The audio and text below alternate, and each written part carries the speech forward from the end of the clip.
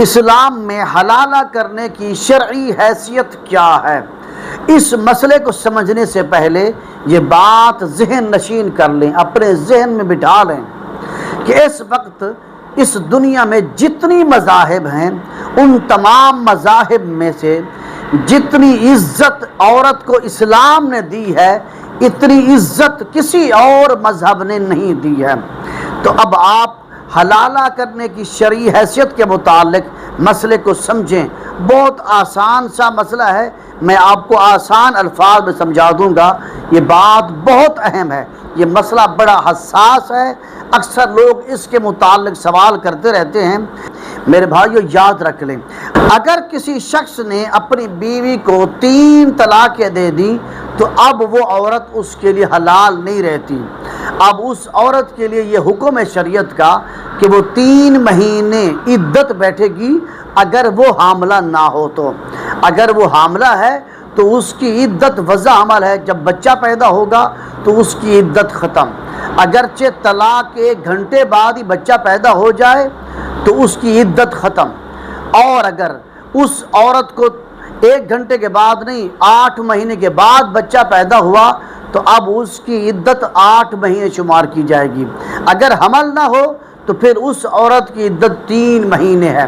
عدت گزارنے کے بعد اب اس عورت نے کسی اور مرد کے ساتھ نکاح کیا، اور وہ مستقل نکاح ہو، حقیقی نکاح ہو اور ازدواجی تعلق بھی قائم ہو، پھر وہ دوسرا شوہر یا اس کو طلاق دے دے اپنی مرضی سے یا پھر وہ فوت ہو جائے تو اب وہ عورت دوبارہ عدت بیٹھے گی۔ اگر حاملہ ہو تو پھر اس کی عدت وضع حمل ہوگی، اگر وہ عورت حاملہ نہ ہو تو اس کی عدت پھر 3 مہینے ہوگی۔ اسی طرح اب وہ اس نے 3 مہینے عدت گزار لی، یا پھر وہ اس کو حمل تھا اور اس نے وضع حمل کر لیا، اب اس کی عدت ختم ہو گئی، تو اب وہ عورت اپنے پہلے شوہر کے پاس آنا چاہے تو اب وہ پہلے شوہر کے ساتھ دوبارہ نکاح کر سکتی ہے۔ چنانچہ اللہ تعالیٰ نے سورۃ البقرہ میں ارشاد فرمایا کہ پھر اگر وہ اسے 3ری طلاق دے دے تو وہ عورت اس کے لیے حلال نہ ہوگی یہاں تک کہ وہ کسی دوسرے شوہر سے نکاح کرے۔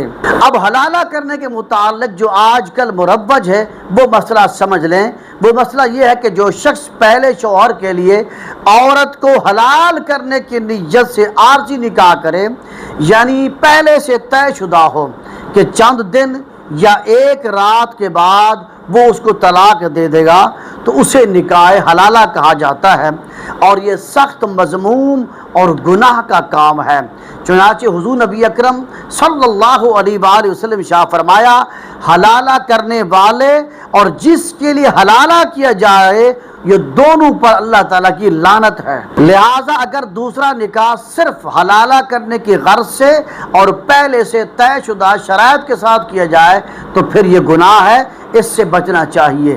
لیکن اگر پہلے سے طے شدہ شرائط بھی نہ ہو اور حلالہ کرنے کی غرض سے نیت بھی نہ ہو، بلکہ دوسرا نکاح مستقل نکاح کیا ہے اور اس نے گھر کو بسانے کی خاطر نکاح کیا ہے، لیکن اتفاقاً دوسرا مرد فوت ہو گیا یا اس نے پھر طلاق دے دی ہے، تو اب وہ عورت عدت گزارنے کے بعد دوبارہ پہلے شوہر سے نکاح کرنا چاہے تو پھر پہلے شوہر سے نکاح کر سکتی ہے۔